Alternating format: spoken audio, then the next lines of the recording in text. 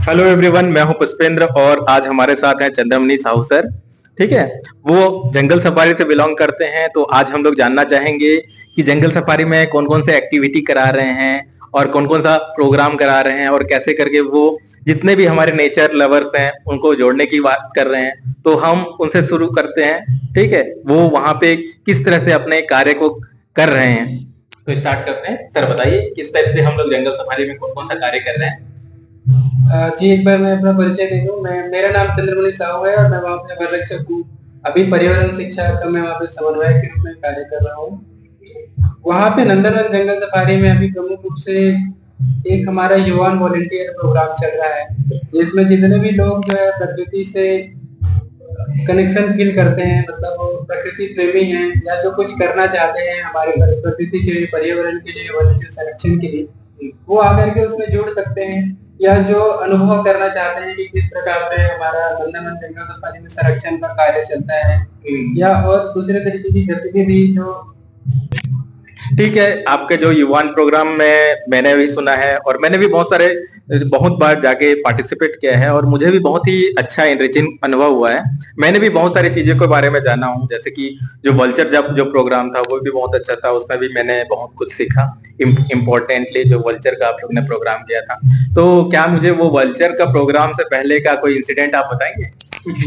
तो वल्चर्स की जैसे प्रोग्राम हुए थे, उसके पहले और भी हमारे यहाँ नंदनवन जंगल सफारी में कुछ कुछ एक्टिविटी हमने वॉलंटियर्स, जो युवान वॉलंटियर चल रहा है उसके अंतर्गत कराए थे। जैसे कि हमारे कुछ एक दो एक्सपर्ट हमारे वॉलंटियर जुड़े थे जो स्नैक्स के बारे में काफी जानते हैं, तो उन्होंने स्नैक के ऊपर वर्कशॉप किया था। इसके अलावा जो है हम उसी युवान वॉलंटियर्स से मिल करके हमारे जो 12 अगस्त को वर्ल्ड एलिफेंट डे होता है, उसमें भी विभिन्न स्कूलों में हमने जन जागरूकता के लिए पेंटिंग और इन सब, पेंटिंग हो गया, अभी ड्राइंग हो गया, इस टाइप की गतिविधि का आयोजन भी किया था वहाँ पे। यानी कि आप पूरे जो आउटरीच प्रोग्राम में अलग अलग स्कूल से जुड़ रहे हैं, कॉलेज से जुड़ रहे हैं।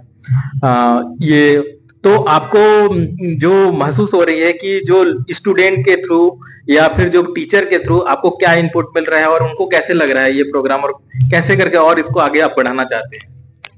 आज बिल्कुल, मतलब हम जैसे कई सारे स्कूल के स्टूडेंट्स आते हैं, साथ में टीचर्स भी आते हैं। या युवा वॉलंटियर में जैसे हमने एक बार walk and talk on butterflies event कराया था, उसमें कई सारे कॉलेज के स्टूडेंट्स आए थे, असिस्टेंट प्रोफेसर्स आए थे। तो उनसे जब मिलते हैं तो उनको इस तरीके का एक्सपोजर पहले नहीं मिलता था। वो कोई प्रकृति से जुड़े हुए जगह में जाकर के इस तरीके की गतिविधि नहीं कर रहे थे।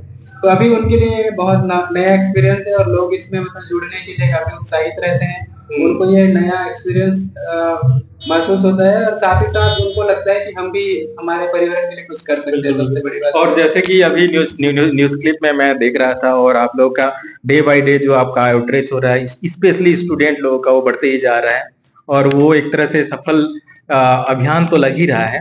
लेकिन मैं ये जानना चाहूंगा कि जो जंगल सफारी में अपार्ट फ्रॉम जो अलग अलग सफारी हैं, उसके अलावा भी और क्या क्या चीज, मतलब बेसिकली आप मुझे अगर बताना चाहें कि जंगल सफारी में ब्रॉडली किस रूप में काम कर रहे हैं आप एज अ एजुकेशन इनिशिएटिव। तो एजुकेशन इनिशिएटिव के अंतर्गत प्राइमरी मतलब हम नेचर एजुकेशन के बारे में यहाँ पे बात कर रहे हैं। तो उसमें हमारा प्रोग्राम अभी चल रहा है प्राकृतिक दर्शन के नाम से। तो इस प्राकृतिक दर्शन प्रोग्राम में बेसिकली जितने भी स्कूल कॉलेज के स्टूडेंट्स हैं, वो हमारे नंदनवन जंगल सफारी के अंतर्गत आकर के हमारे प्रेमाइसेस में जितने भी वाइल्ड एनिमल्स स्पीसीज है उन सबको देखते हैं।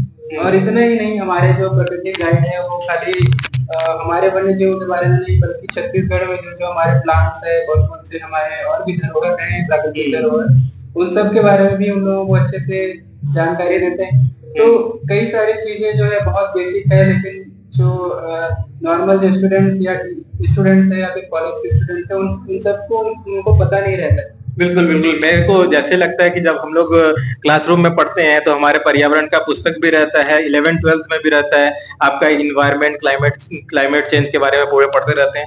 लेकिन हम लोग क्या करते हैं, स्कूल में जस्ट उसको पढ़ के खत्म कर देते हैं। ठीक है, लेकिन शायद आपके जो प्रोग्राम में बच्चे लोग जाते होंगे तो बड़ा एक्साइटमेंट भी फील करते होंगे, जो आपके बुक में जो पढ़ रहे हैं उसको आपको क्या बोलते हैं, उसको रियल लाइफ एग्जाम्पल भी आप दिखा रहे होंगे कैसे आप संरक्षण कर रहे हैं, संवर्धन कर रहे हैं। तो चीज मैं इसी मोड में और एक क्वेश्चन पूछना चाहता हूँ कि अभी जो एजुकेशन पॉलिसी है या फिर जो अभी जो हमारा जो पाठ्यक्रम है, जिसमें बस थोड़ा सा ही पोर्शन को हाईलाइट किया है, बट अगर हम लोग रियल लाइफ में देखें तो क्लाइमेट चेंज बहुत बड़ा मुद्दा है।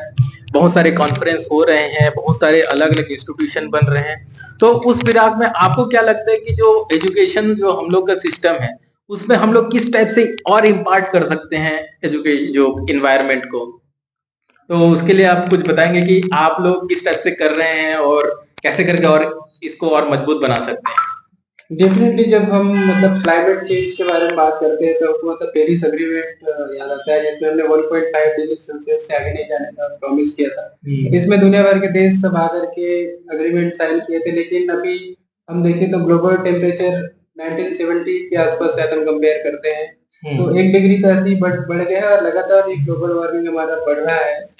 तो कहीं ना कहीं इसके लिए सबसे बेस्ट सॉल्यूशन जो होगा वो सस्टेनेबल लाइफस्टाइल होगा कि हम मतलब मिनिमल चीजों में कैसे गुजारा करें और ज्यादातर वो उन सब चीजों को अवॉइड करें जिनसे कहीं ना कहीं हमारा क्लाइमेट चेंज या फिर ग्लोबल वार्मिंग बढ़ रहा है। तो हमको नेचर बेस्ड सॉल्यूशन की तरफ थोड़ा ध्यान देना चाहिए, जिसके बारे में हम बात करते हैं।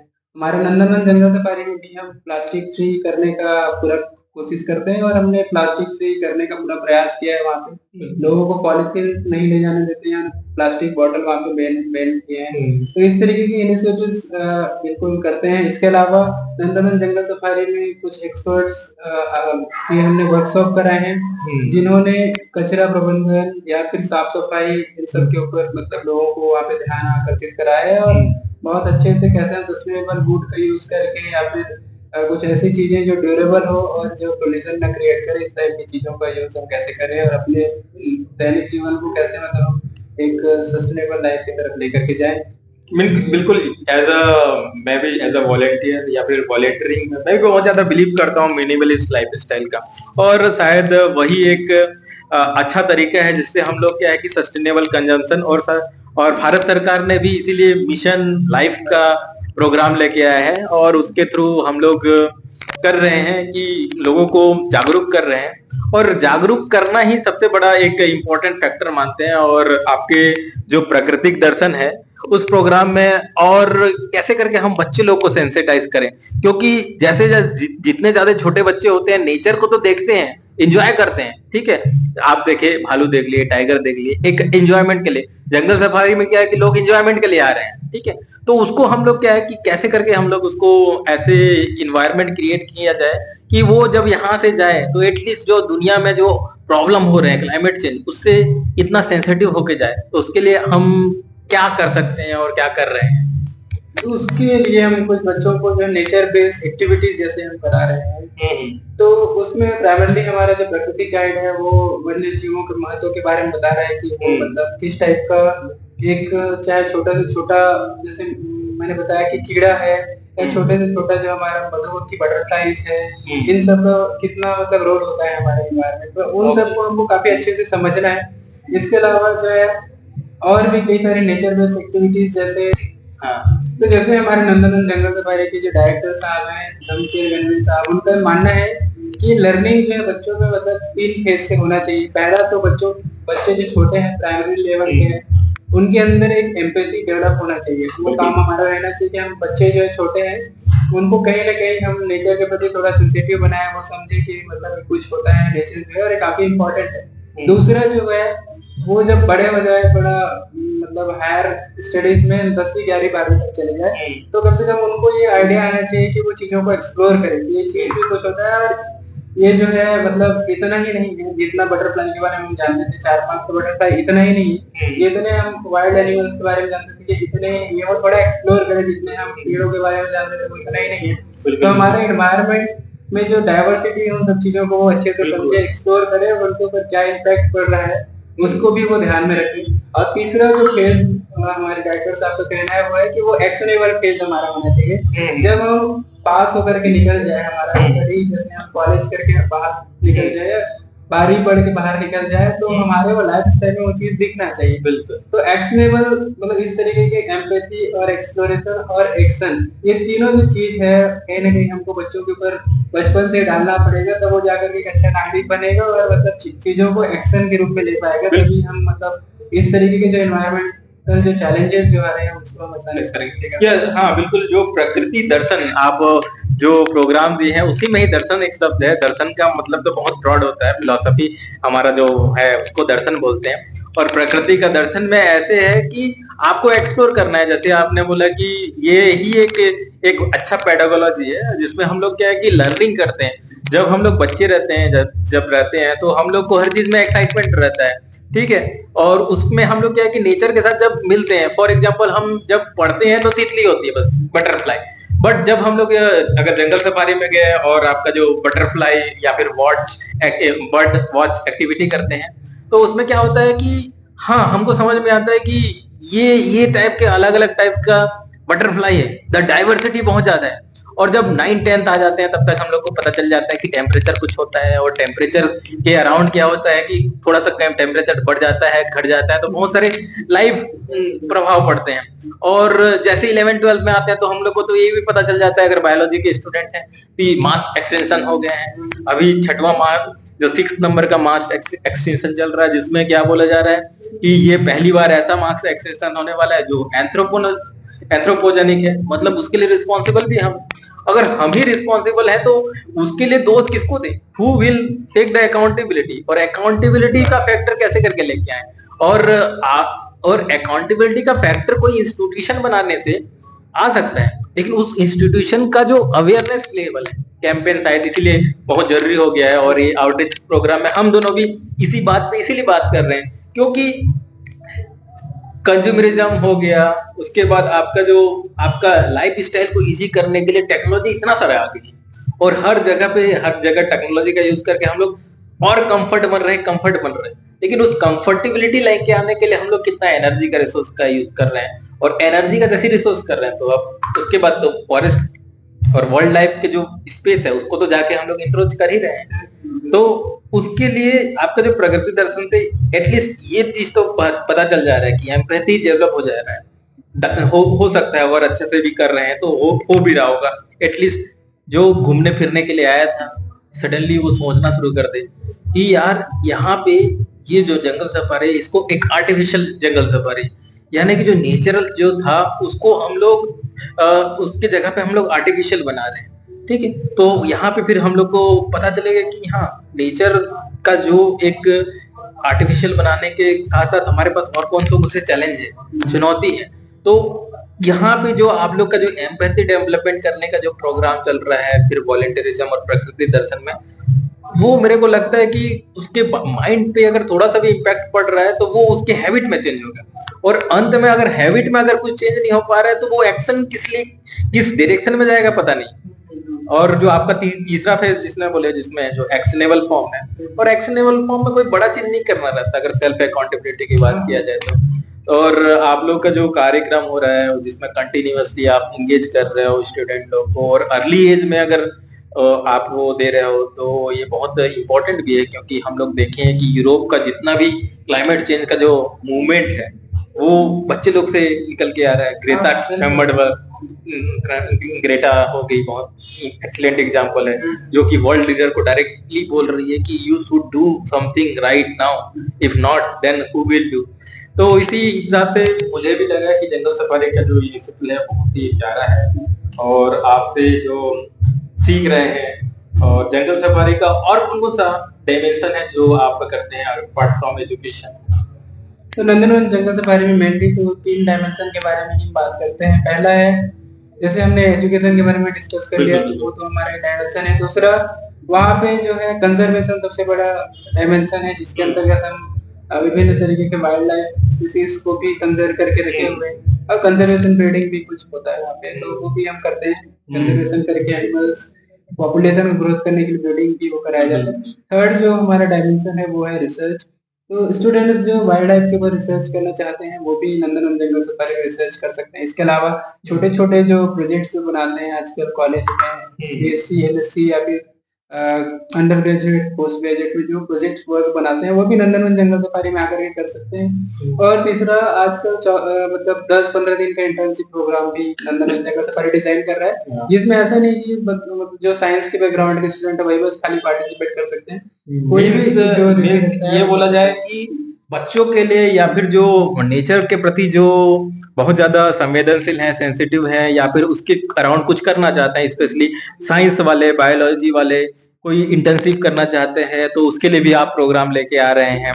साथ में जो उनका जो बीएससी एमएससी से लेके जितना भी रिसर्च प्रोजेक्ट है वो भी उनके लिए भी आप स्पेस दे रहे हैं, बहुत ही अच्छा है। क्योंकि वहां पे जाके मेरे को लगता है कि ज्यादा रियल टाइम जो रियल लर्निंग वहां पे कर सकते हैं, जो आप बोले कि ब्रीडिंग प्रोग्राम करा रहे हैं, ठीक है, और पॉपुलेशन को बढ़ाने की कोशिश कर रहे हैं अलग अलग। अभी लास्ट टाइम में शायद आपका व्हाइट टाइगर का, प्लस आप लोग और ज्यादा सेंसिटिव करने के लिए आप उसका नाम नोमेनक्लेचर क्रिएट कर रहे हैं, ताकि उसका जो जैसे कि अभी रिसेंटली जब हुआ था ट्रिपल आईटी में शायद, उसमें आप लोगों ने नामकरण भी किया था, तो वो नामकरण में किसका किसका नामकरण किया था बताएंगे? नामकरण इसमें जो मंत्री जी, माननीय मंत्री जी आए थे हमारे विभाग के, श्री केदार कश्यप जी, उन्होंने जो हमारे टाइगर के कब्स थे और लायन के जो कब्स थे, तो उनका नामकरण वहाँ पे किया था। तो 4 टाइगर के कब्स थे, 1 मेल 3 फीमेल थे और 2 लायन के थे, उनका वहाँ पे नामकरण किया गया था। बिल्कुल। तो यानी कि जो हम लोग का जो टाइगर का पॉपुलेशन जो कम हो रहा था, उसके लिए भी ब्रीडिंग के लिए भी एक अच्छा ये जोन बन सकता है। और अगर जैसे कि बहुत सारे जो टाइगर का रिलोकेशन का प्रोग्राम चल रहा है, उसमें भी अगर चाहें तो फिर जंगल सफारी भी एक बन सकता है। रिलोकेशन वाइल्ड में रिलोकेशन के लिए तो मैं मतलब नहीं कह पाऊंगा, क्योंकि हमारे जो एनिमल्स है वो एनिमल इन कैप्टिविटी जिसका हम बोलते हैं, तो वो एक हमारे केज वाले एनिमल होते हैं, तो उसको हम जू से जू ही ट्रांसफर करते हैं नॉर्मली। अगर कहीं पे हम कंजर्वेशन ब्रीडिंग प्रोग्राम कर रहे हैं स्पेशल पर्पस के लिए कि हमको वाइल्ड में छोड़ना है, तो इसके अलावा नॉर्मली जो हमारा जो रिलोकेशन होता है वो खाली एक्सचेंज के तहत होता है कि हम कुछ एनिमल्स दूसरी जू को देते हैं, उसके बदले में हम वहां से एनिमल लेकर के आते हैं। हाँ बिल्कुल। आप बताइए वो जो रिसर्च वाला जो एंगल था, उसमें आप कैसे कैसे कौन कौन से डायमेंशन पे रिसर्च कर रहे हैं, इन्वॉल्व कर रहे हैं? रिसर्च नॉर्मली जो रिसर्च है वो उस टाइप के हो सकते हैं, जैसे कि अगर आपको वाइल्ड एनिमल्स के ऊपर रिसर्च करना है तो बिहेवियरल स्टडीज आप कर सकते हैं किसी एक डायमेंशन को पकड़ करके। ब्रीडिंग के ऊपर रिसर्च कर सकते हैं। इसके अलावा डिजीज पैटर्न के ऊपर भी रिसर्च किया जा सकता है। और भी जैसे प्लांट डाइवर्सिटी, तो बॉटनिकल गार्डन के ऊपर कोई रिसर्च करना चाहता है प्लांट के ऊपर, तो उससे ये कर सकता है।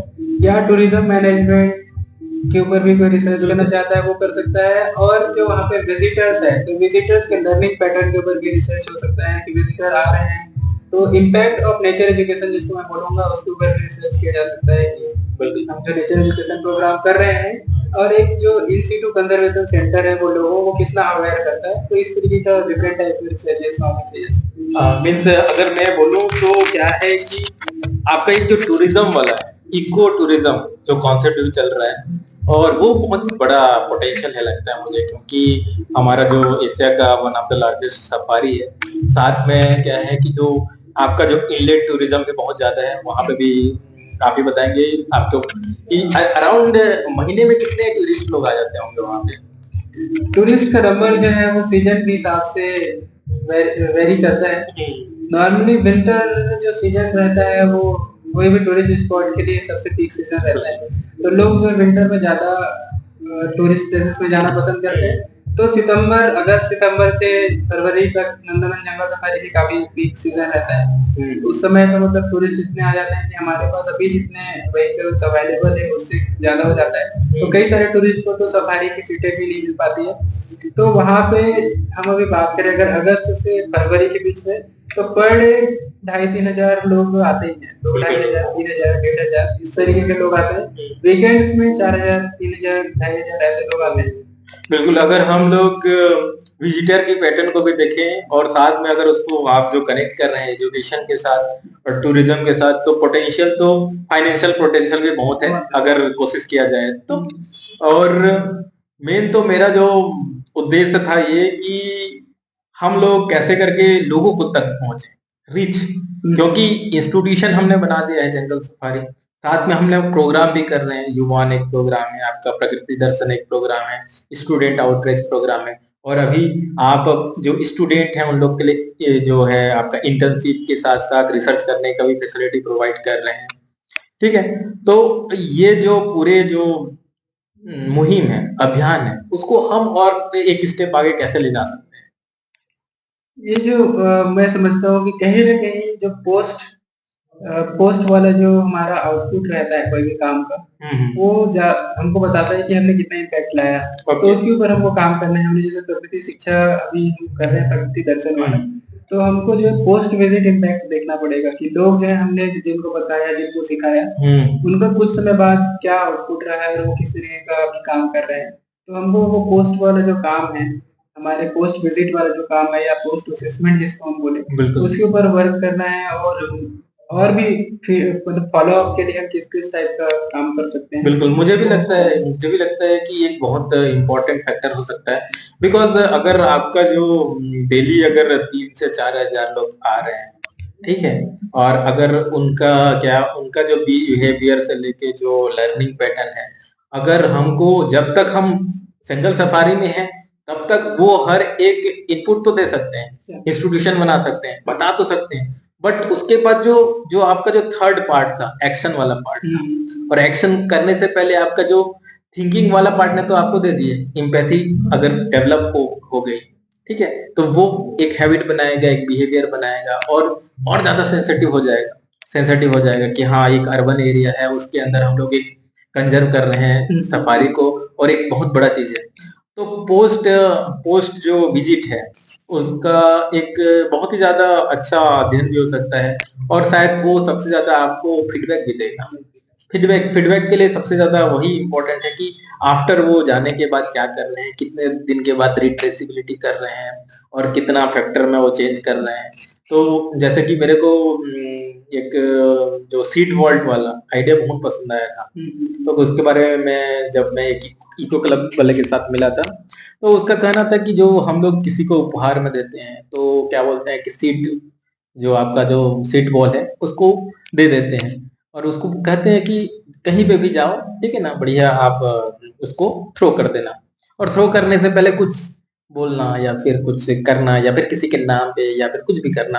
तो आई थिंक ये भी बहुत एक अच्छा आइडिया हो सकता है, जिसके कारण हम लोग क्या कर सकते हैं, जो भी जंगल सफारी से जा रहा है, ठीक है ना, जो आप वहां पे बहुत सारे पौधा उगा रहे होंगे, ठीक है ना, जो पेड़ उगा रहे होंगे, ठीक है ना, एक जो है as a from token from the jungle safari, क्योंकि इसका कॉस्ट भी बहुत कम आएगा, ठीक है ना, अगर अगर मिट्टी का बनाना चाहते हैं तो मिट्टी का ही जो बना सकते हैं, ठीक है ना, एक कुम्हार का भी उसमें आए बबल साइकिल्स, तो जब वो एग्जिट करेगा तो उसको आप दे के उसके साथ में कोई फीडबैक सिस्टम या फीडबैक फॉर्म दे सकते हो, ताकि उससे क्या है कि अगर वो उसको लेके जाएगा और घर में, ठीक है ना, उसको क्यूआर स्कैन करेगा, ठीक है, उसके बाद अगर उसके बाद कोई सर्वे है, सर्वे बनाया हो, तो वो अगर वो सर्वे को फिलअप करता है तो एक बहुत अच्छा पोस्ट पोस्ट क्या बोलते हैं जंगल सफारी विजिट के बाद वो एक बहुत अच्छा आपको आउटपुट दे सकता है।